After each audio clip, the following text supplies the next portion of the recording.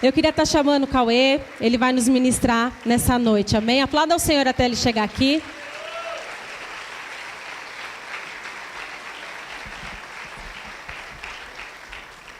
Graça e paz, igreja.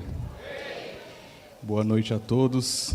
Abram a Bíblia comigo, por favor, em Mateus 6:33.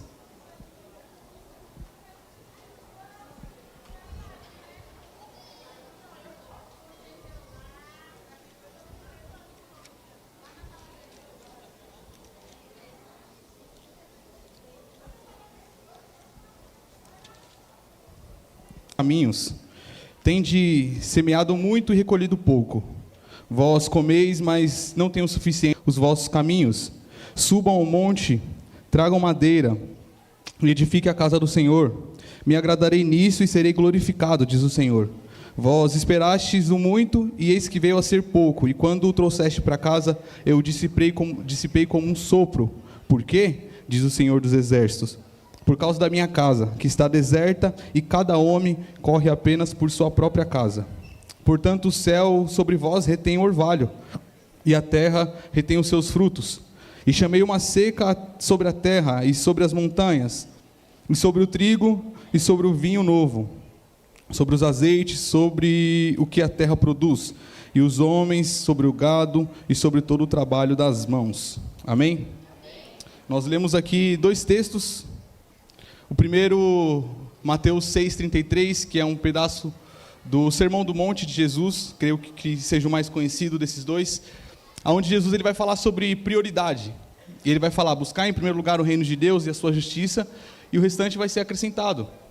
O que Jesus está falando é, se vocês se propuserem a buscar em primeiro lugar o reino, aquilo que é secundário, o Senhor vai fazer por vocês. Então não faça daquilo que é secundário a sua prioridade. Busque em primeiro lugar o reino, isso deve ser a nossa prioridade, amém? E por que eu li aqui o livro do profeta Ageu? Porque esse relato que nós lemos aqui do livro do profeta Ageu, se entendido à luz do seu contexto histórico, ele é um exemplo daquilo que Jesus está dizendo.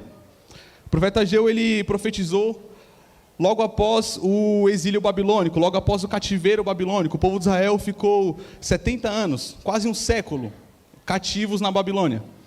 E quando um rei persa, chamado Ciro, ele toma a Babilônia, ele permite que o povo de Israel volte a Jerusalém. E quando eles voltam a Jerusalém, eles encontram um templo em ruínas, encontram o templo totalmente destruído. E eles se propõem a consertar esse templo, a fazer a reforma no templo. Porém, eles são impedidos pelo rei Artaxerxes, devido a uma revolta que os samaritanos eles fazem, porque eles não queriam que o templo fosse reconstruído em Jerusalém.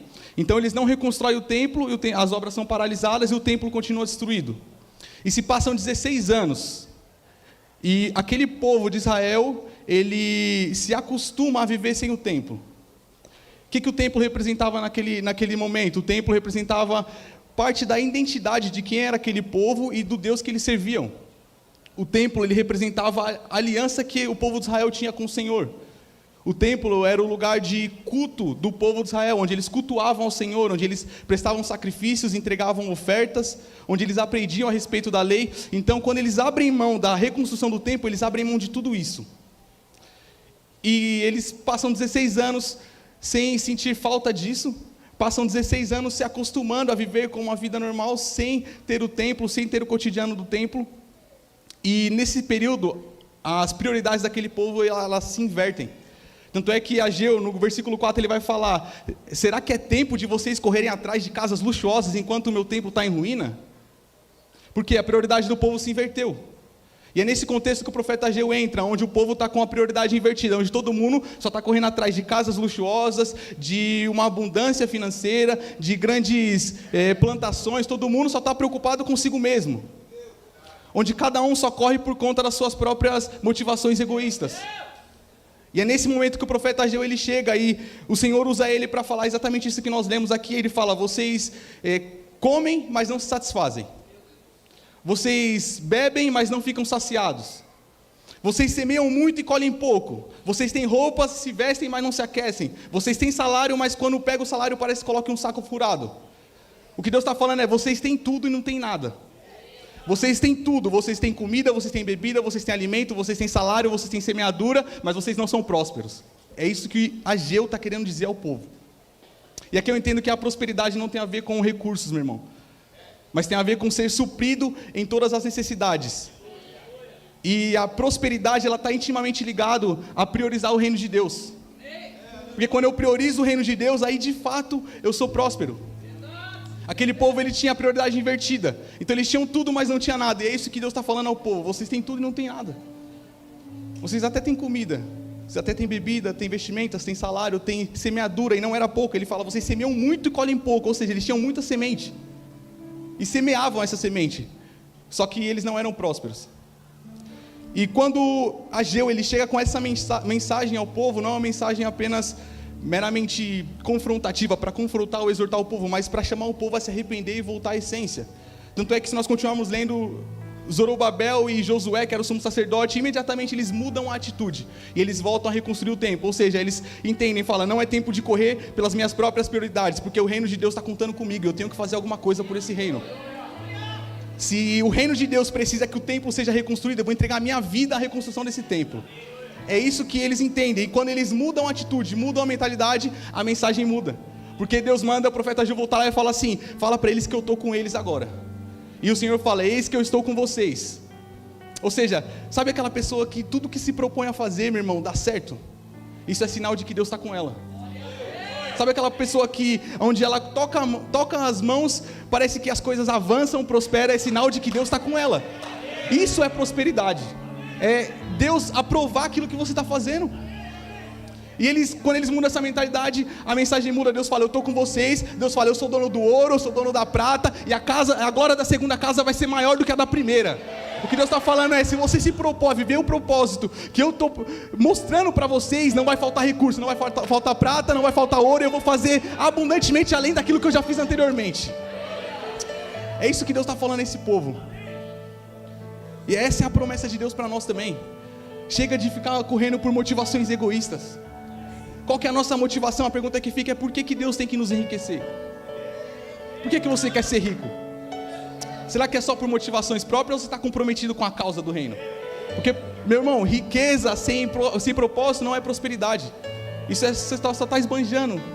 Isso é luxúria, é algo do tipo. Mas não é prosperidade. Prosperidade é quando tudo que você tem, meu irmão, serve a um propósito maior do que você. Serve a um propósito divino, que é a vontade do Senhor.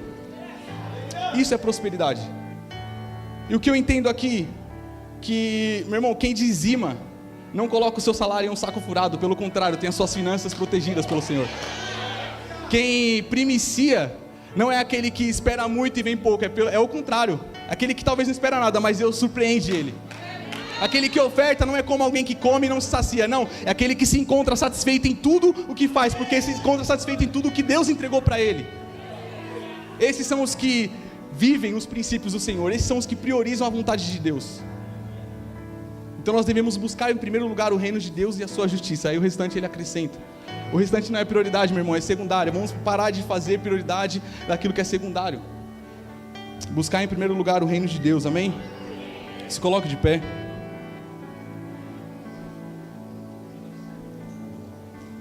Separe o seu dízimo, oferta, primícia. Vamos orar, amém? Feche seus olhos. Senhor, nós te agradecemos por tudo que o Senhor tem sido e tem feito em nossas vidas, Pai. Te agradecemos por tudo que o Senhor trouxe às nossas mãos, Senhor. Somos gratos a isso, Senhor, mas nós te pedimos, Pai, que isso não se torne a nossa prioridade, Senhor. Que isso não se torne primazia no nosso coração, que isso não tome o teu lugar em nosso coração, Pai. Mas que em todo momento, Pai, nós venhamos buscar em primeiro lugar o teu reino, Senhor. Sem nos preocupar com as outras coisas, Pai, porque tudo que não diz respeito ao seu reino é secundário, Pai. Então que assim nós venhamos tratar esses outros assuntos, Senhor. Mas que o teu reino seja preeminente em nossa vida, Pai. Que o seu reino venha em primeiro lugar, Pai, em todas as áreas da nossa vida, Senhor. Que nós possamos ser prósperos, Pai, não apenas ricos. Nós buscamos, Senhor, agradar, Pai, ao Senhor.